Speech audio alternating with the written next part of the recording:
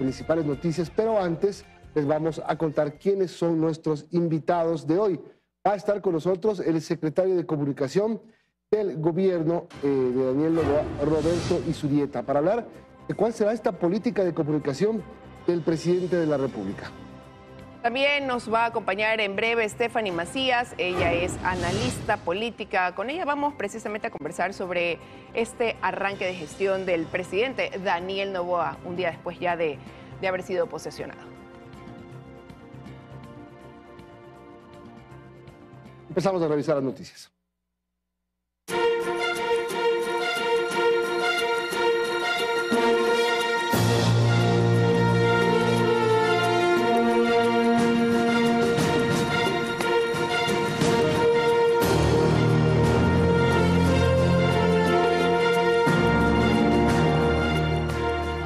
El presidente Daniel Noboa confirmó los primeros 21 nombres de ministros y secretarios de Estado que lo acompañarán en sus 16 meses de mandato, Milton.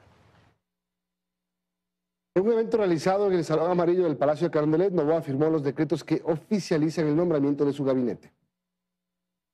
El presidente de la República firmó los primeros decretos para designar a los ministros y altos funcionarios de gobierno. Entre ellos están Michelle Mancheno como secretaria jurídica de la presidencia, Arturo Félix como secretario de Administración Pública, Mónica Palencia, ministra de Gobierno y ministra del Interior encargada, Gabriela Sommerfeld, ministra de Relaciones Exteriores, Giancarlo Lofredo, ministro de Defensa, Javier Luque, ministro de Transporte, Ivonne Núñez fue designada como ministra de Trabajo, Daniel Calderón como ministro de Educación, Danilo Palacios como ministro de Cultura, María Sonsoles García como ministra de Producción y Comercio Exterior, Andrea Robo como ministra de Energía y Minas, Franklin Encalada, ministro de Salud, Zaida Rubira, ministra de Inclusión, Humberto Plaza fue designado como ministro de Vivienda, Nils Olsen, ministro de Turismo, Sade Fritzi como ministra de Ambiente, Andrés Gutschmer como ministro de Deporte,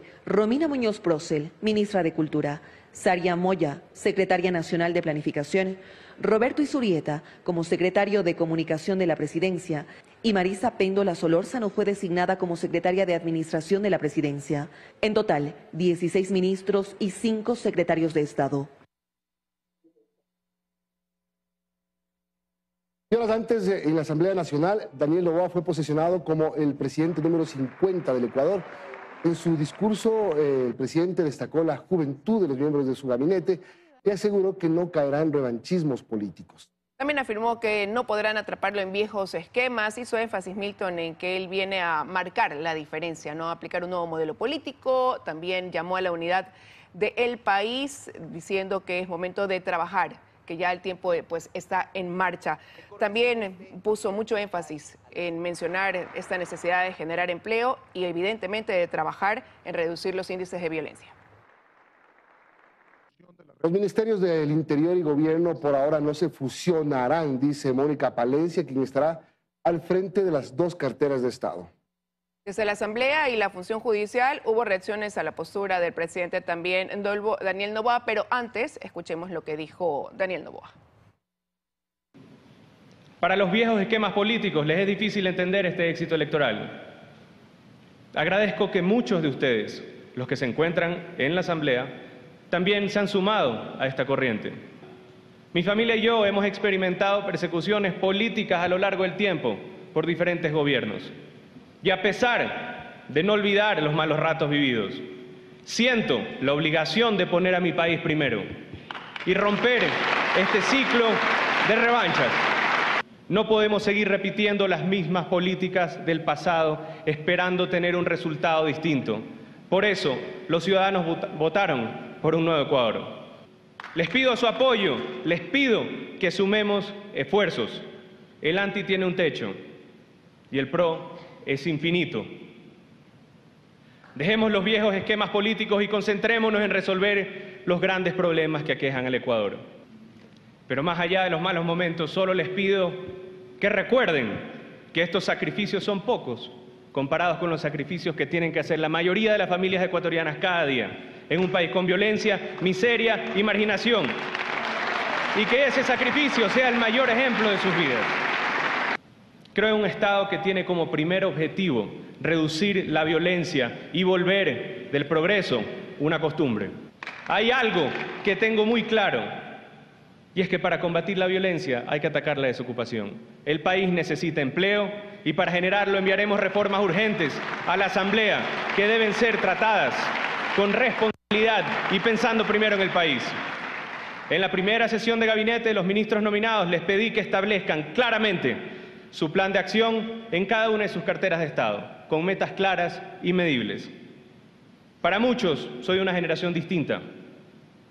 Si hay algo distinto en mí, es que me gusta planificar, ponernos objetivos y medir todo para ver los avances.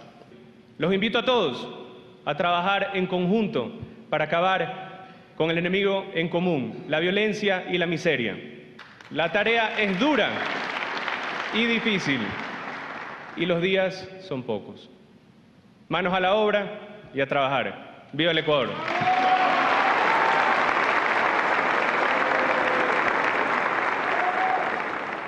El presidente Daniel Noboa está en funciones y solo un poco más de la mitad de su gabinete ministerial está conformado.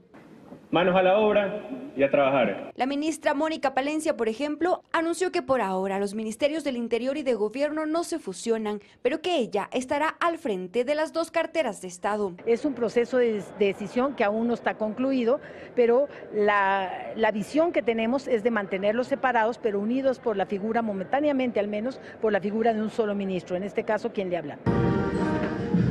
Pero el plan del gobierno del presidente Daniel Noboa pasa también por su intención de no enfrentarse a la Asamblea Nacional, sino ha escogido el camino de aliarse. Es el compromiso que hemos hecho, así es que ese compromiso está en plena vigencia. Pero no solo en Asamblea el gobierno de Noboa encontrará consensos. En el sector judicial habrá respaldo con la debida independencia de poderes, dice el presidente de la Corte Nacional de Justicia, Iván Saquicela, quien también asistió al cambio de mando. Siempre nosotros hemos defendido la independencia judicial y la institucionalidad por los ciudadanos. En la medida en que hay jueces independientes hay seguridad jurídica y ese es un clima fundamental de juridicidad para el país. Estos son los primeros pasos de este nuevo gobierno que aún está en estructuración, pues todavía no todos los ministerios están ocupados y tampoco las embajadas. Noboa ha dicho que hasta este domingo tendrá su equipo completo. Momento de irnos a nuestra primera pausa, Milton y amigos. Regresamos enseguida.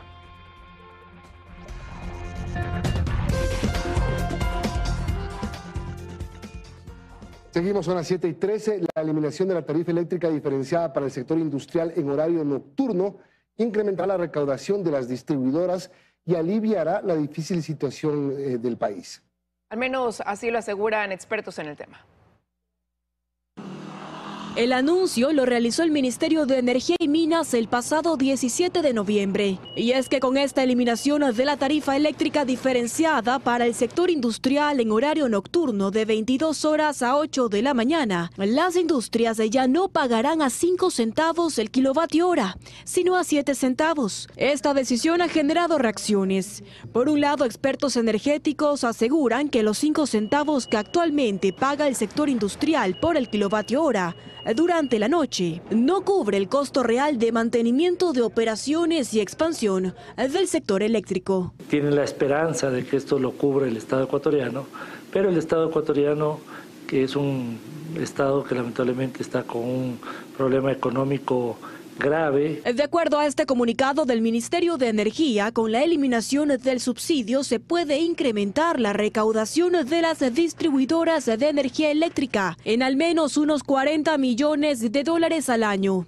No obstante, la Corporación de Gremios de Exportadores de Ecuador recalca que esta medida incrementará el 10% a los costos de producción por el aumento de la tarifa eléctrica, además de poner en riesgo a 8.000 plazas de trabajo en el país. No tiene un sentido decir que vamos a reducir empleos, porque si están funcionando mis máquinas durante la madrugada, ahora lo único que va a pasar es que nos van a cobrar más, pero yo tengo que seguir produciendo lo que estoy vendiendo en el país. Cuando se dio el subsidio, no aumentaron número de empleos y no migraron a consumir en las noches o fines de semana. Entonces, ¿cómo es que no se cumplieron estas condiciones? Y es así que con la eliminación de este subsidio, las autoridades nacionales buscan aliviar la difícil situación económica que vive el país. presidente de Colombia, Gustavo Petro, tras participar del cambio de